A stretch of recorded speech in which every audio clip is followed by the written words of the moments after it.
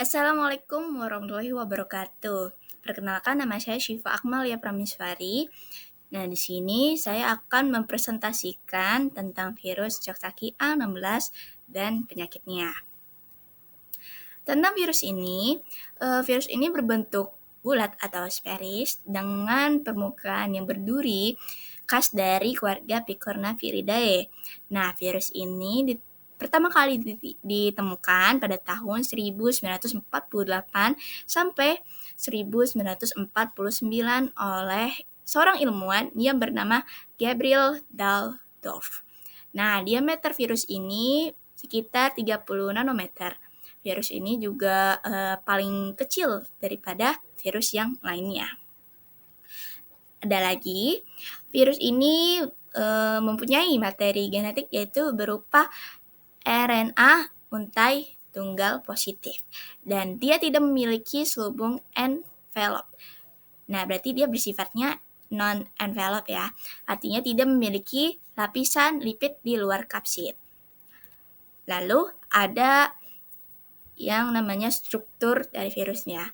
Yang pertama itu kapsid ikosahedral. Nah, kapsid ini tersusun dari 60 subunit protein yang membentuk simetri ikosahedral atau 20 sisi segitiga. Nah, dia mempunyai protein utama penyusun kapsid, yaitu VP1, VP2, VP3, dan VP4. Nah, virus ini juga merupakan penyebab utama penyakit hand, foot, and mouth disease atau yang sebagai dikenalnya itu flu Singapura ya. Nah, sebelum ke penyakitnya, di sini aku mau ngasih tahu fungsi dari VP1 sampai VP4. Nah, VP1 itu fungsinya berinteraksi dengan reseptor sel inang dan memulai infeksi. Kalau VP2 itu menstabilkan struktur kapsid dan membantu pengikatan. Kalau VP3 mendukung bentuk dari kekuatan si kapsidnya. Kalau VP4 membantu penetrasi membran sel saat virus masuk. Lalu kita lanjut ke penyakitnya ya. Seperti bisa dilihat dari gambarnya, kalau flu Singapura itu hampir sama kayak cacar. Cuma bedanya di gejala sama penyebabnya ya. Terus kalau flu Singapura ini adanya di bagian tubuh tertentu. Ya lanjut. Nah, di sini ada cara penularan dari virus tersebut. Yang pertama, kontak langsung dengan si penderita flu Singapuranya. Nah, jadi ini nggak boleh guys. Jadi kita kalau kontak langsung sama si penderita itu dilarang banget. Soalnya itu gampang menularnya. Karena dari cairan-cairan yang ada di tubuhnya si penderita. Contohnya kayak kontak langsung itu memegang, mencium, atau berpelukan gitu. Terus permukaan benda yang udah terkontaminasi si penderitanya. Jadi itu dilarang banget buat megang benda-benda yang udah dipegang sama si penderitanya. Contohnya mainan, alat makan, dan lain-lain. Terus kita masuk ke organ yang diserang sama virus ini. Nah, pertama itu kulit, itu udah pasti ya, karena muncul ruam merah atau lepuh kecil yang berisi cairan. Terus mulut, yang kedua mulut dan tenggorokan. Nah, ini biasanya terdapat luka atau sariawan di gusi, lidah, dan di area mulut lainnya. Nah, ini bisa menyebabkan nyeri, sakit saat nelan atau saat makan gitu. Lalu ada gejala penyakitnya. Yang pertama itu demam ringan. Yang kedua, luka atau sariawan di mulut. Yang ketiga, ruam atau lepuh di telapak tangan, kaki, dan mulut.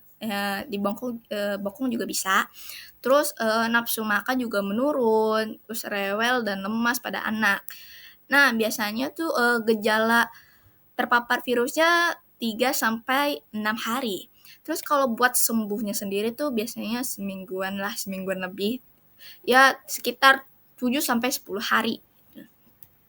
Terus cara mencegahnya ada gak? Ya ada tentu. Yang pertama itu cuci tangan setelah buang air atau pokoknya habis ngapain aja kita harus cuci tangan ya guys. Terus kedua, hindari berbagai alat makan. Nah, itu sangat-sangat dianjurkan karena dari air liur si penderitanya itu pasti sudah menular ya guys. Jadi kita nggak boleh satu alat makan sama si penderita flu Singapura. Terus yang ketiga itu bersihkan mainan dan permukaan secara rutin. Nah, yang udah dipegang sama si penderita flu Singapura ini harus segera dibersihkan. Terus yang keempat ada isolasi anak yang terinfeksi selama masa penyembuhan. Gitu. Nah, untuk obat atau cara nyembuhinnya ada gak?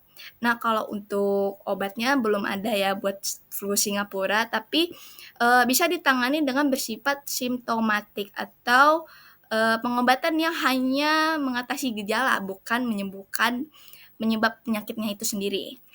Nah, contohnya apa aja yang bersifat simptomatik? Yang pertama itu ada obat demam, kayak paracetamol, terus obat kumur untuk nyeri mulut, terus istirahat dan minum cairan yang cukup seperti air putih, terus antihistamin jika ada rasa gatal, ya. Oke, cukup sekian presentasi saya kali ini tentang virus Coxsackie A16 dan penyakit flu Singapuranya. Sekian dan terima kasih. Wassalamualaikum warahmatullahi wabarakatuh.